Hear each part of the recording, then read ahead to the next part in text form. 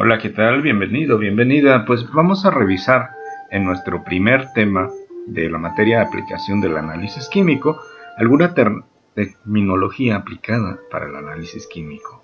Mi nombre es Eric López Vázquez y soy del Instituto Tecnológico Monterrey, Campus Hidalgo. Acompáñame. Primero, cuando vamos a realizar un análisis químico, generalmente, tenemos una muestra. A veces esta muestra puede contener algo que es desconocido. En dado caso, tendríamos que averiguar qué es lo que contiene. Eso implica un análisis de tipo cualitativo, donde te va a decir cuál es la sustancia o cuáles son las sustancias presentes. Por otro lado, pues a lo mejor ya sé que esta muestra contiene determinada sustancia. Ahora quiero determinar cuánto es lo que contiene. Entonces, en ese caso, pues lo que aplicamos es el análisis cuantitativo. Bien, pues dentro de mi muestra va a haber diferentes componentes. Aquí, por ejemplo, en el matraz podemos ver que está la leche, el aceite, el cereal, pero a lo mejor solamente uno de ellos me interesa. Por ejemplo, si es la leche, en este caso, dentro de toda la muestra, solamente el analito, es decir, en este caso, suponiendo que fuera una muestra de este tipo, pues lo que me interesa saber es cuánta leche hay por toda esta muestra. Las áreas del análisis químico implican, como ya hemos hablado, la cuantificación, es decir, cuánta sustancia hay presente en la muestra. Ahora bien, mediante la detección puedo determinar si la muestra contiene la sustancia en la que estamos interesados en determinar. Aquí, por ejemplo, estos famosos dulces que seguramente has comido o sigues comiendo, son muy típicos aquí en México, los famosos Miguelito, un dulce azucarado que tiene cierto sabor picoso. Pero sucedió lo siguiente. Sucedió que en Estados Unidos, de acuerdo al Universal, nos dice que alertan por plomo en dulces mexicanos. Los dulces mexicanos conocidos como Miguelito y Barrilito fueron señalados por el Departamento de Salud Pública de California, CDPH por sus siglas en inglés, como productos con un elevado contenido de plomo, por lo que emitió una alerta para que la población de aquella nación se abstenga en consumirlos. Entonces, en serio, tenemos aquí un problema realmente, el contenido de plomo, porque además, pues el plomo va a afectar a la salud, va a afectar a personas embarazadas, va a afectar algunos órganos de nuestro cuerpo y va a producir algunas enfermedades. Así que, si nos vamos a la norma oficial mexicana, la NOM 243, ella nos dice que debe de haber un límite máximo permisible en agua, por ejemplo, para plomo de 0.1 a 0.5 miligramos sobre kilogramo. Ahí hay una normatividad que nos establece cuánto es lo permisible. Lo ideal es que no haya. Nos interesa identificar, la sustancia. A ver, ¿va a haber plomo? Primero que nada tendríamos que identificar, ¿hay plomo en este dulce, en el Miguelito? Y en segundo lugar, pues tendríamos que separar para poder cuantificarlo. ¿Por qué? Porque si existen algunas interferencias o algunas sustancias que puedan arrojarnos falsos resultados, pues lo importante es separarlos. De manera práctica, aquí estamos haciendo uso de lo que es la química analítica.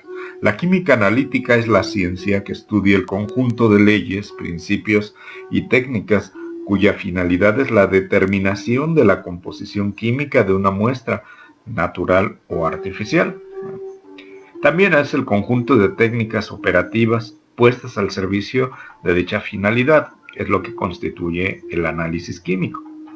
Pues bien, entonces, si vamos a averiguar qué o dónde se aplica la química analítica cualitativa, pero si queremos saber cuánto, qué disposición, estructura o forma, pues aplicaremos la química analítica cuantitativa.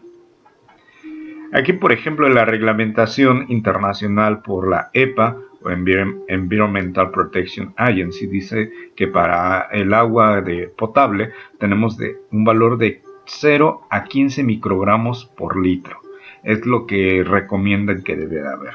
Entonces, si comparamos, nuestra norma oficial mexicana dice de 0.1 a 0.5 miligramos sobre kilogramo. A ver, entonces, aquí no podemos comparar peras con manzanas, ciertamente tendremos que buscar que las unidades sean afines. Si suponemos que es agua, pues 1 kilo es 1 litro, 1 kilogramo es 1 litro, efectivamente. Entonces, bueno, allí da igual si lo manejamos sobre kilogramo, sobre litro.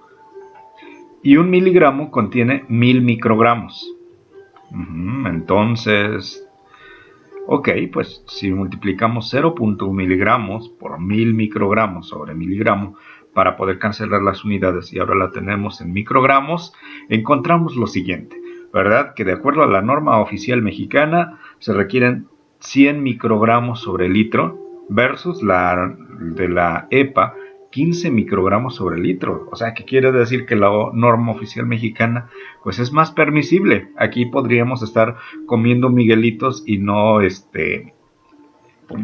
quebrantaríamos esa norma oficial mexicana, pero sí la norma de la EPA. Sí, como dicen los Simpsons, EPA. Muy bien.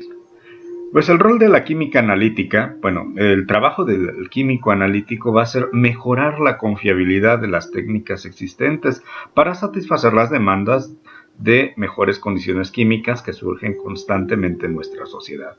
Es decir, pues los análisis, los resultados que debemos de tener ante un tratamiento de una muestra, pues deben de ser confiables y debemos de asegurarnos que podemos utilizar esos resultados. Para ello, pues se van a adaptar las metodologías que ya existen o se van a mejorar inclusive para responder a esas preguntas dependiendo pues a los materiales de los que estén hechos, su composición química, su comportamiento, pero poder satisfacer las necesidades de demanda de un público. Bueno, se están llevando a cabo investigaciones para descubrir principios de medición completamente nuevos y siempre estemos a la vanguardia utilizando descubrimientos más importantes para fines prácticos. Por ejemplo, aquí tenemos un cromatógrafo de líquidos de alta resolución. Puede llevar a cabo análisis inclusive bastante finos a comparación de lo que yo podría hacer un químico en un laboratorio mediante una volumetría, por ejemplo. Puede analizar hasta trazas este aparato. Por supuesto, pues su costo y su mantenimiento pues es mucho mayor. Ok. Los métodos analíticos modernos se pueden clasificar de acuerdo a la vía húmeda, que se basa en propiedades químicas físicas como la acididad, el pH, reacciones óxido-reducción, formación de complejos, en métodos clásicos como son las volumetrías o las gravimetrías. También se llaman como métodos volumétricos o gravimétricos. ¿Sí? Por ejemplo, la volumetría.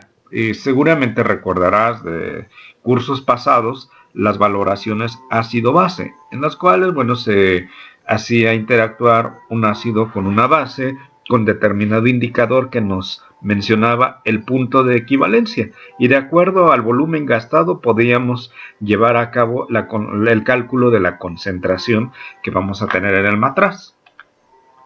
O bien, una gravimetría. La gravimetría, como su nombre sugiere, gravedad, ¿verdad?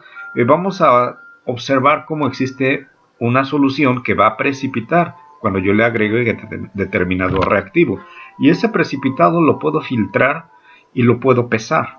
Y una vez que obtengo la relación de lo que yo he pesado, es decir, de la masa, pues puedo saber cuánto era la concentración del analito que reaccionó para precipitar. Otro tipo de métodos que no son los clásicos son los de vía instrumental.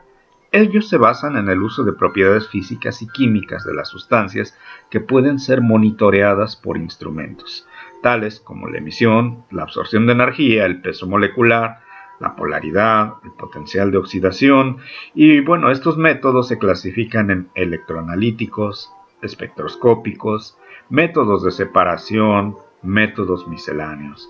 Si recuerdas, por ejemplo, en algunas de las prácticas que se llevaron a cabo en Q 1023, utilizábamos la espectroscopía, donde teníamos una muestra, se aplicaba un rayo de luz y entonces se analizaba la cantidad de absorbancia versus la concentración. Entonces, bueno, veíamos que la concentración era directamente proporcional a la absorbancia. ¿Y qué es la absorbancia? Bueno, es una propiedad física del material que estábamos midiendo. Aquí nuevamente mencionamos en los métodos de gravimetría, bueno, se determina la masa, como ya se mencionó, el volumen en la volumetría para conocer con ello la cantidad de analito. Aquí describimos los métodos instrumentales, como son los métodos electroanalíticos, involucran medición de la corriente eléctrica, los métodos espectroscópicos, que miden pues la interacción entre la radiación electromagnética con el analito, y de allí pues se obtiene una relación para conocer la cantidad de analito, o métodos misceláneos, donde existe pues una mezcla de diferentes variables que vamos a estar estudiando y que nos permitirán saber la concentración del analito. Ahora bien, como te diste cuenta, pues es importante saber usar los números y las unidades. Sobre todo las unidades de concentración, que son las que vamos a estar empleando para el análisis químico. La concentración, si recuerda, la concentración molar es igual a número de moles sobre litro, pero también puedo tener concentración milimolar, que va a ser equivalente a los milimoles sobre mililitro. También puedo tener las partes por millón. Las partes por millón se refieren a los miligramos por litro o microgramos sobre mililitro. Algunas bibliografías acostumbran utilizar la U para decir micro. Aquí he puesto las dos. En el caso de partes por billón, tendremos microgramos por litro, lo que es igual a nanogramos sobre mililitro, o las partes por trillón, que involucran nanogramos sobre litro o picogramos sobre mililitro. Recuerda aquí un poco de los prefijos mili, micro, nano, pico, que tienen pues diferentes valores. Bien, pues vamos a hablar ahora de algunos términos en la química analítica. Como te podrás dar cuenta, pues ya hemos utilizado algunos de ellos. La muestra, por ejemplo, pues viene siendo una parte representativa de la materia del objeto de análisis. Por ejemplo, vamos al caso de los miguelitos. Los miguelitos se producen y es una producción de toneladas de este producto, no de millones de toneladas, y no podríamos analizar todas esas toneladas. No existe ni el recurso ni el tiempo, entonces tendremos que buscar una muestra que sea representativa. Ahora bien, el analito, bueno, en este caso nos ha interesado medir la cantidad de plomo. Entonces, de mi muestra tendremos que buscar un método específico para medir, determinar la cantidad de plomo. La matriz, bueno, podremos observar, bueno, que no vamos a medir directamente del miguelito, tendremos que llevar a cabo un protocolo y vamos a tener una matriz donde se va a encontrar el analito, que es decir, pues el plomo, y algunos otros componentes. Lo que se busca pues es reducir aquellos componentes que nos puedan generar resultados falsos negativos o falsos positivos. El análisis, bueno, pues ya es cuando vamos a llevar a cabo la determinación de la composición o naturaleza química de las sustancias. El ensayo viene siendo el proceso en el cual se determina el analito en la porción de la muestra dada. La técnica, bueno, va a ser la forma en la que vamos a llevar a cabo la manera de obtener la información acerca del analito. El método, pues ya es el conjunto de operaciones y técnicas aplicadas al análisis de una muestra. El procedimiento son la serie de directrices y escritas necesarias para utilizar un método. El protocolo son la serie de instrucciones definitivas que deben ser guiadas, sin excepción, si el resultado analítico ha de ser aceptado para un propósito dado. Entonces, todo ello surge en base a que ya se han estudiado, ya se han optimizado, ya se han pulido estas técnicas para poder establecer un método, un procedimiento y tenerlos ya en una base de datos como es un protocolo. Bien, hace un momento mencionaba que podrían existir sustancias que podían interferir con el análisis, causando un error, y esas son las interferencias. Bien, también necesitamos réplicas de muestra, porque como sabes se tiene que llevar a cabo un análisis estadístico No nos podemos confiar con un solo resultado, sino tendremos que llevar a cabo un análisis estadístico que nos permita saber que nuestros resultados tienen cierto grado de confiabilidad. Muy bien, pues hablemos ahora de normatividad. En nuestro país, pues la máxima ley suprema pues es la Constitución Política de los Estados Unidos Mexicanos. De ahí se derivan algunos artículos y de los artículos pues ya se vienen derivando otras leyes, como la Ley General de Equilibrio Ecológico y de Protección al Ambiente, y de ahí leyes, normas, como bien las normas oficiales mexicanas. Si hablamos, por ejemplo, del agua para consumo humano, la NOM 127 SSA1, pues va a establecer los límites máximos permisibles para el agua para el consumo humano. Límites máximos permisibles, pues de algunos elementos o sustancias que estén contenidos dentro de ella. Y bien, si hablamos ahora de agua potable embotellada, envasada, y también en forma de hielo, tendremos que hablar de la norma oficial mexicana 041 SA1 1993. Bien, como te diste cuenta, bueno, no nada más son normas oficiales mexicanas, sino también a nivel internacional, donde hay organismos como la FDA, la EPA. Aquí hablábamos para el caso de los Miguelitos, comparábamos con la norma oficial mexicana y bueno, pues nos dimos cuenta que varía la regulación entre una norma internacional o bien una norma oficial mexicana. Pues bueno, hasta aquí llegamos con este primer tema, esperando que todo esto haya sido muy claro. Nos vemos hasta la próxima.